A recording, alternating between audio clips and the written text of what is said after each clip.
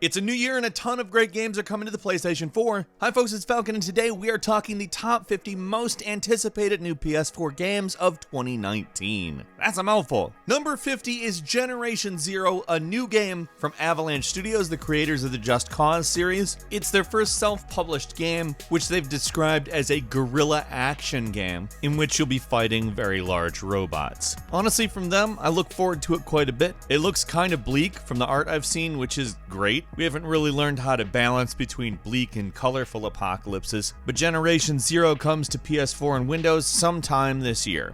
Number 49 is Catherine Full Body, which is a remake, or you could even say enhanced port, of the game from 2011. It is essentially more Catherine. It's the same game, but with a lot more content, hence the title Full Body, like a wine. Also, the whole body thing with Catherine. As for what's new, there's a lot of new stuff, including a completely new person, a girl named Rin, new events, more difficulty options, new game modes, an online battle mode, etc., etc. Catherine Full Body is hitting the PS4 and, believe it or not, the Vita sometime this year. Number 48 is Onimusha Warlords, a game that came out originally way back on the PS2, almost 2 decades ago. It's a game with pre-rendered backgrounds, but don't let that take you out of things. It's actually one of the better samurai games. It's more or less an action game that takes a lot of breaks for puzzles, and it's one of those classic games that just managed to balance everything perfect despite there not being a lot of precedent in that area. It's been given a graphical overhaul, not so that it is basically an unrecognizable game. It's still the original game with HD backgrounds, more detailed character models, etc., etc. Onimusha Warlords is a classic. I highly recommend you play it. It has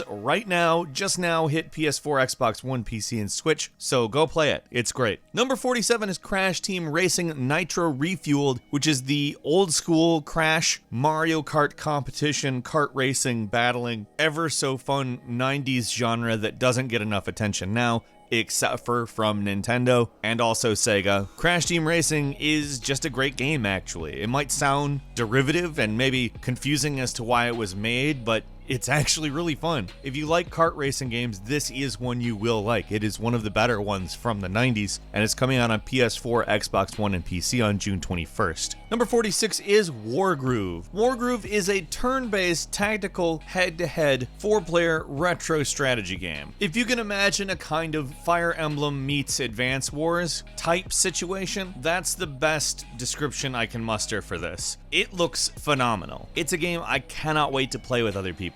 And I think we definitely will be when it hits PS4, Xbox One, and PC sometime this year. Number 45 is Man of Medan. Supermassive Games is the developer of Until Dawn, which is a phenomenal narrative-driven interactive experience. And this is the first in an anthology series that builds on the work of that. The series is going to be called the Dark Pictures Anthology. It'll kind of function like Twilight Zone or Tales of the Crypt, and various games of various subgenres of horror will be releasing on a constant basis, the first of which is Man of Medan, which will retain the gameplay elements from Until Dawn, but bring us an entirely new story and an entirely new world that kicks off an entire universe. It's coming to PS4, Xbox One, and PC sometime this year. Number 44 is World War Z, an adaptation of the, well, at least from what I've seen, the movie, but probably stuff from the book as well. The intent is to create a third-person, over-the-shoulder, 4-player cooperative shooter that's based in defending against hordes of zombies, defensive traps, and environmental obstacles. Now, this one isn't necessarily a game we have a massive amount of information on, but gameplay I've seen is intense looking. There are ridiculous amounts of zombies in these swarms. And honestly, it looks like a game that kind of might even actually function a little bit as a light puzzler on top of being a horde-based shooter. I don't know, it looks really tense to me, and I like that a lot. I'll definitely give it a shot. Number 43 is Wasteland III, a squad-based RPG with turn-based combat, which will take place in the, well, let's just say, wastelands of Colorado, obviously after the apocalypse. In a lot of ways, Wasteland is partly the inspiration for Fallout, and that it is still a series that is developing and creating new ideas is very cool in my opinion. The development team on this game is people who worked on Torment: Tides of Numenera, which is itself a fantastic game and makes me feel like this is definitely worthwhile to see how it goes. It is coming out to PlayStation 4 obviously, but also Xbox One, Windows, Mac OS, and Linux sometime this year. Number 42 is Sea of Solitude, an adventure game in which a young woman named Kay explores an abandoned city that has been partially submerged and inhabited by some sort of strange creature that ultimately has some relation to why the main character, Kay herself, is also now a monster. The city is based on Berlin, which I would say most likely means there's going to be some commentary on the Cold War, but in truth, the colors would never betray that. This is a beautiful looking game, and I can't wait to see what it's actually about.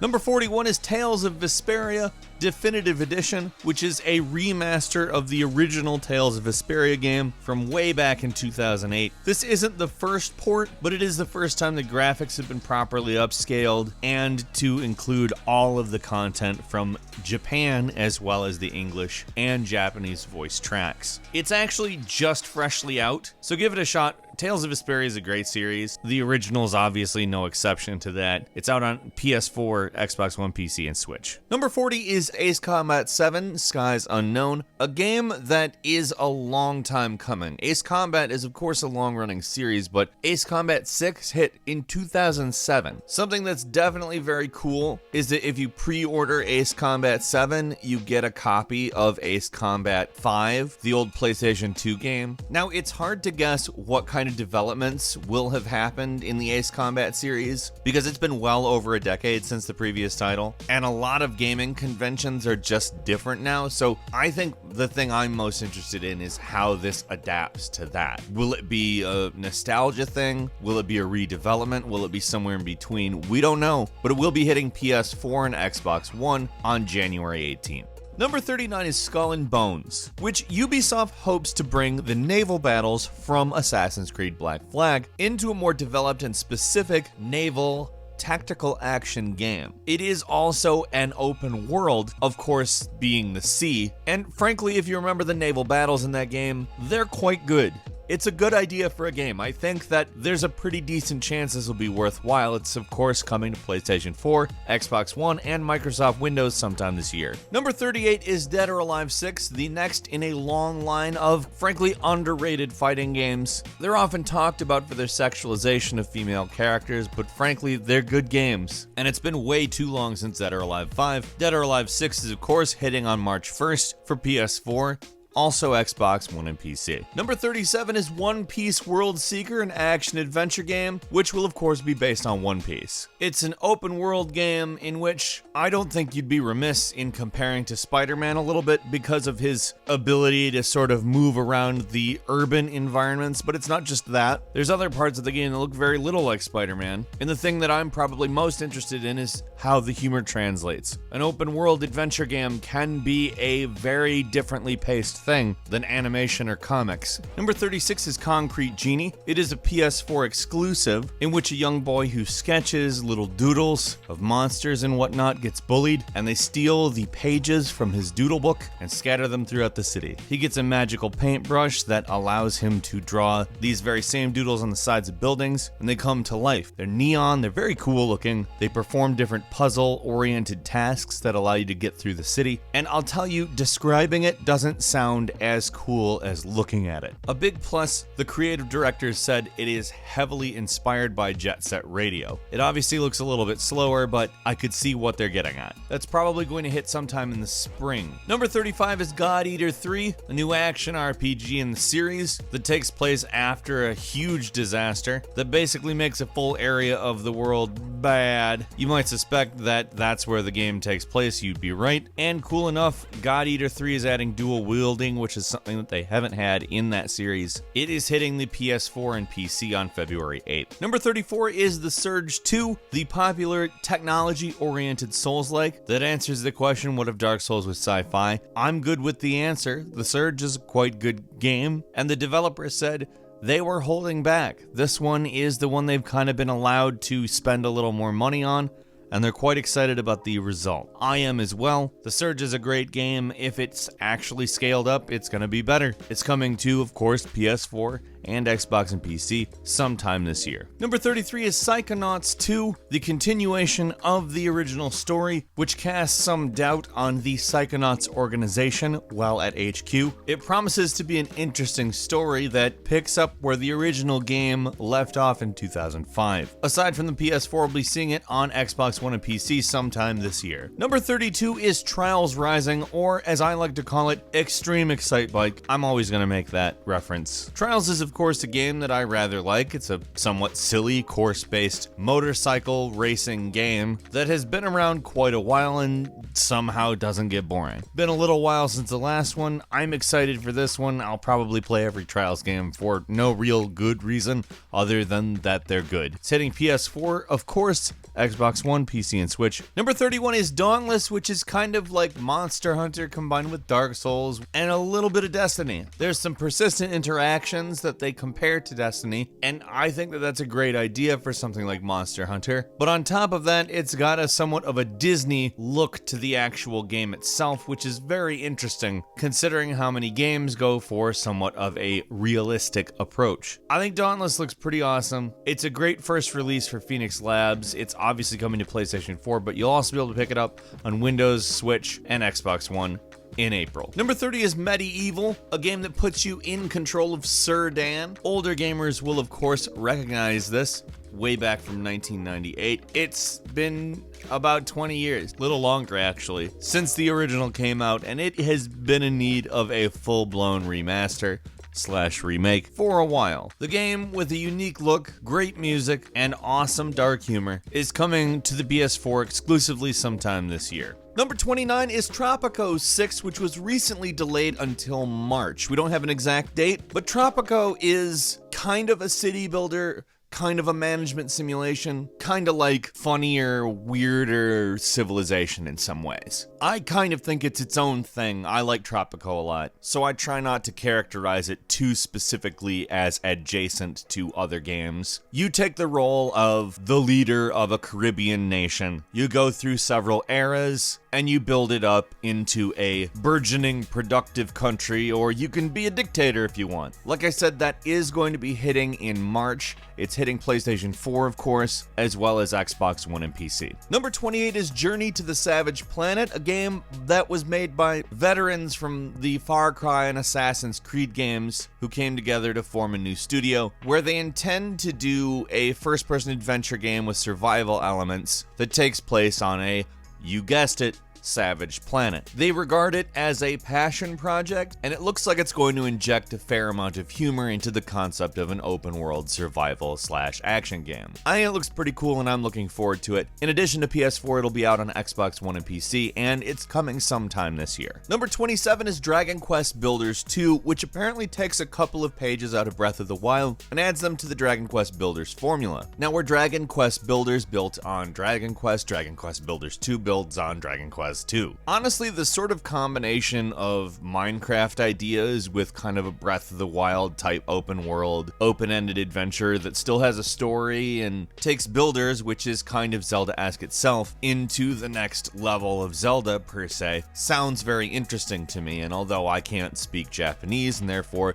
haven't tried the Japanese version, which was out in December, I am looking forward to the American version, which will hit both the PS4 and Switch sometime this year. Number 26 is Dirt Rally 2.0, which is the follow-up to the 2015 game that frankly is just a rally car triumph. The physics in Dirt Rally were just phenomenal, and the game was rightfully praised for a lot of its realistic elements. 2.0 promises to bring us a lot more realism in the form of different types of damage modeling, including degradation of surfaces that you have passed over multiple times. I think a great idea, honestly. Dirt Rally 2.0 will hit PS4 as well as Xbox One and Windows on February 26th. Number 25 is Team Sonic Racing, a kart racing game that intentionally works itself towards the idea of, well, team racing with Sonic the Hedgehog, but it'll allow you to race with a partner that you can actually perform things like slingshot dashes and various other team-oriented powers and moves. And honestly, it looks like a fun game. It was apparently born out of Iizuka wanting a Sonic racing game he could play with his kids, and that sounds fun. It's coming to PS4 as well as Xbox One, Switch, and Windows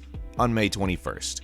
Number 24 is Left Alive, an upcoming third-person shooter set in the Front Mission universe, which Front Mission is actually a pretty long-running series. However, this does something cool, including the art and inspiring the world on the art of the artists that did the Metal Gear Solid art. We've seen gameplay of this, and it's pretty cool looking. The shooting looks tactical, there's stealth involved, and then there's also piloting giant robots and blowing stuff up. I think it looks great. Number 23 is Wolfenstein Youngblood, which will be a co-op game starring BJ Blazkowicz's twin daughters in 1980s Nazi-infested hell. Frankly, everything that Wolfenstein Youngblood seems to be, which is possibly alternate timeline stuff, possibly not. We don't know 100%. Sounds great.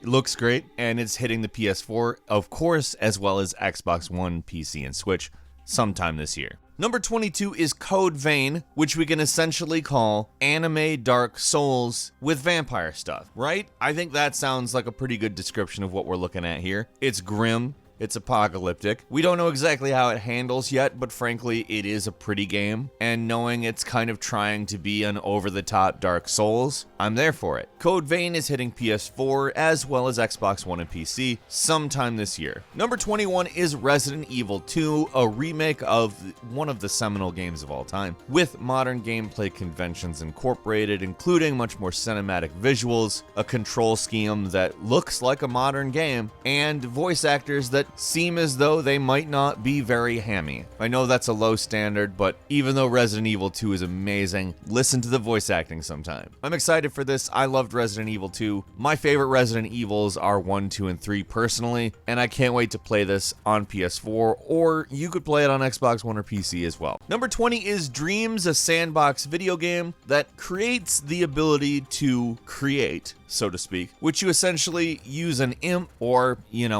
a mouse cursor to create new items, new characters, new environments, to manipulate environments, etc., etc. We've all seen what Dreams is supposed to do. Just by looking at it, you basically get it. You see the cursor moving around and placing things, and oh, it's a creation tool. But it's also an actual game, and we've seen stuff about this game for a very long time. Hopefully it lives up to Little Big Planet and Tearaway, the other games that Media Molecule created, and we will see when it hits the PS4 supposedly sometime this year. Number 19 is Control, which comes to us from Remedy Entertainment, the developers of Quantum Break, a game that will put you in the shoes of someone looking for answers about supernatural powers they have, and looking for those in a place called the Federal Bureau of Control, a government agency that studies, contains, and controls supernatural phenomena. Makes sense. The story takes place during an invasion of the Federal Bureau of Control by an otherworldly force, and apparently you will be able to play it either as a story game, but also as an ongoing sort of emergent gameplay kind of game. To me, it sounds very interesting. It looks very good.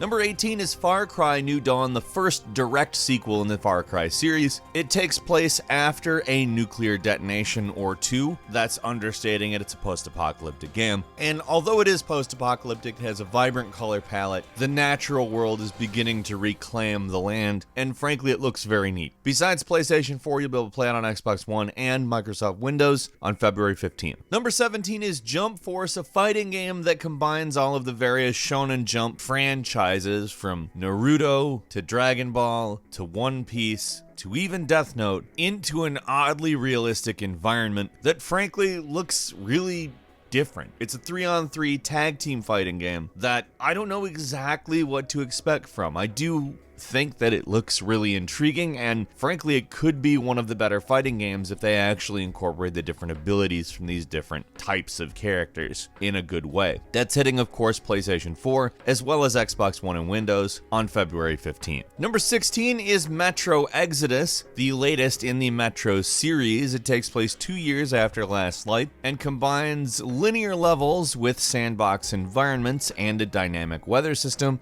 day-night cycle, etc., in which the game actually takes place over an actual real amount of time, which is an in-game year. What we've seen of this game is some pretty cool looking monsters, some pretty interesting looking weapons, and an environment that is just brutal looking. It's of course post-apocalyptic, but we don't usually look at post-apocalypse in the winter time. We have a little bit lately in various games, but it's always nice to see more. Metro Exodus will be hitting PlayStation 4 and as well Xbox One and Windows on February 15th. Number 15 is Rage 2, which the first Rage had a couple of problems regarding story, characters, and pacing issues, let's just say. But it had a lot of solid ideas. Those ideas have been turned over to Avalanche Studios, the makers of Just Cause, and at least from what we've seen of the game, that looks like a great choice. There's going to be vehicular combat, nanotrites from the first game, and a much more eye-catching color palette than the previous game. It takes place 30 years after the first game, so it makes sense. It will of course hit PlayStation 4, but also Xbox One and Windows on May 14th. Number 14 is Judgment, a game by the creators of the Yakuza series that also takes place in the same world, literally the same area as Yakuza. However, it's from a completely different perspective. You're an investigator looking into a murder, and aside from the fighting, which looks very much like Yakuza Zero's, apparently there are a lot of very different mechanics for it. I look forward to it quite a bit because Yakuza is amazing. It's a PS4 exclusive and it's coming sometime this year. Number 13 is Anthem, BioWare's new game that's primarily a shooter, however there's exploration elements as well. It's online, it's multiplayer, you'll be able to share a contiguous open world with up to 3 other players, donning mechanical suits called javelins that give you different classes and abilities. Anthem is obviously highly anticipated. It's something that we hope turns out to be as good, if not better, than Mass Effect, but obviously that's a lot to live up to, so we'll see when it hits PlayStation 4 as well as Windows and Xbox One on February 22nd. Number 12 is Mortal Kombat 11, which Mortal Kombat has always been quality. The last game was actually very good. Some of the things that we didn't like about the last one were being able to buy fatalities. Like, not have to do the controls to do the fatalities. This could have been looked at as an accessibility feature, sure, but not something you put behind a microtransaction. Aside from that, Mortal Kombat 11's probably going to be good. Hopefully they don't include that. Hopefully it is just an accessibility feature. I just don't like the idea that, like, if you put up money, you get to do the cool moves. Don't like it at all. Other than that, like, I didn't have anything to complain about last game. Mortal Kombat 11 is, of course, hitting PS4, but will also be out on Xbox One, PC, and Switch. The Switch version is apparently delayed. We don't have further information on that yet. Number 11 is Shenmue III, the third and final game in a series that began back in the 90s, and apparently is going to be a big upgrade in terms of both gameplay and graphics. I think that's probably good because although Shenmue was a revolutionary title, it brought to us many of the conventions that we see today. It's also very much kind of a first there, maybe didn't know exactly what to do example, and knowing that after, a couple decades, Shenmue 3 will benefit from a lot of experience, I think that makes it sound great. Number 10 is The Outer Worlds, which, what can I say? Obsidian, developers of Knights of the Old Republic 2 and Fallout New Vegas, are giving us their own take on a kind of Fallout-ish universe that spans more than one planet. It looks great. Just a beautiful looking game, a lot of style, a lot of humor from the looks of it, and uses Unreal rather than the creation engine / Gamebryo. It's almost everything I'd want out of Fallout, as a matter of fact. The Outer Worlds is hitting PS4, as well as Xbox One and PC sometime this year. Number 9 is Devil May Cry 5, the long-awaited mainline sequel in the Devil May Cry, frankly, seminal series. This is something fans have wanted for a long time, not just fans of Devil May Cry, but fans of Platinum Games games, for instance. People who like the ripple effect that Devil May Cry caused. We're all there for it, we're all waiting for it, and we're finally going to be able to get to play it on PS4 and Xbox One and PC on March 8th. Number 8 is Tom Clancy's The Division 2, a game that I have bits of hesitation about, but also has elements that feel promising. First off, it went for a mature rating. That's good, just right off. The series itself needed something to make it not as sort of samey. It needed something to set itself apart, and going for mature, having more brutal things happen in it seems like something that could make it a lot more interesting. Now, the first my problem with is specifically that it seemed like some amazing new idea and then turned out basically to be another open world Ubisoft game,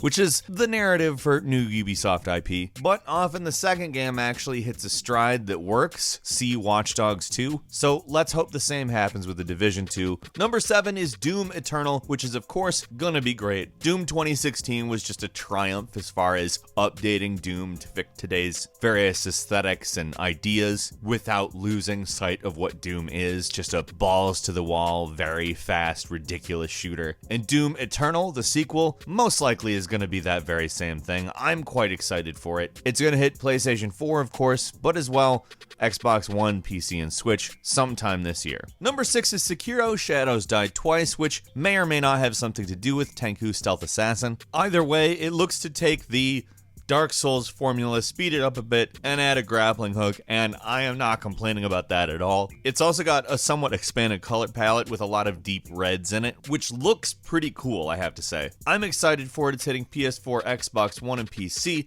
on March 22nd. Number 5 is Star Wars Jedi Fallen Order, which is a third-person, single-player action-adventure game that, wow, it doesn't feel like it was 2016 when this was announced. You'll take on the role of a Jedi Padawan during the events that follow Episode 3, Revenge of the Sith, which is supposedly a very dark game. Jedi are being hunted down and made extinct, and apparently this game is kind of like Force Unleashed, except perhaps a bit more refined. We don't fully understand or know exactly what that means yet, but it is coming sometime this year to PS4 as well as Xbox One and PC. Number 4 is Kingdom Hearts 3, which brings to a close the whole very complicated dark take on Disney or lighthearted take on Square Enix, depending on which way you look at it. It's a series that has been going on a very long time, of course. It is an action RPG that has influenced countless other series, and it will be hitting PS4 and Xbox One on January 29th. At number 3 is Cyberpunk 2077. Now, I just want to say right off, there's a decent chance this game may not come out this year, but I don't think you'd blame us for keeping the dream alive, so to speak. Cyberpunk basically has the potential to be possibly the best open world game of all time, partly because it doesn't just aspire to be a large surface area. It's a dense, vertical city that you'll be given tons of freedom in, and it is awesome looking. Frankly, it is easily one of my most anticipated games, and we'll of course see it on PlayStation 4, Xbox One, PC, and whatever, whenever. Hopefully this year. Crossing my fingers. Number 2 is Days Gone, a zombie game where you'll be fighting hordes of zombies with stealth in some sections and in others brute force and running away, of course. In some ways, a lot of the mechanics present in the World War Z game we talk about seem like they may have been inspired to some degree by the mechanics in this one. Both have been talked about for quite a while. This one, I think, a little bit longer. And this game looks very, very cool. Some of the footage we've seen of this game has been, like, visceral, in my opinion. Days Gone is hitting PS4 on April 26th. Finally, number 1 is The Last of Us Part 2, which will continue a story that, honestly, we weren't sure if we would ever see continued, and find out what the fates of everybody involved in The Last of Us were. Of course, the game ended a little ambiguously, with Joel making a very questionable choice, and what we see now is Ellie in a much more adult context. I'm excited for this game. Obviously, I love the first one. I think a lot of people also love the first one,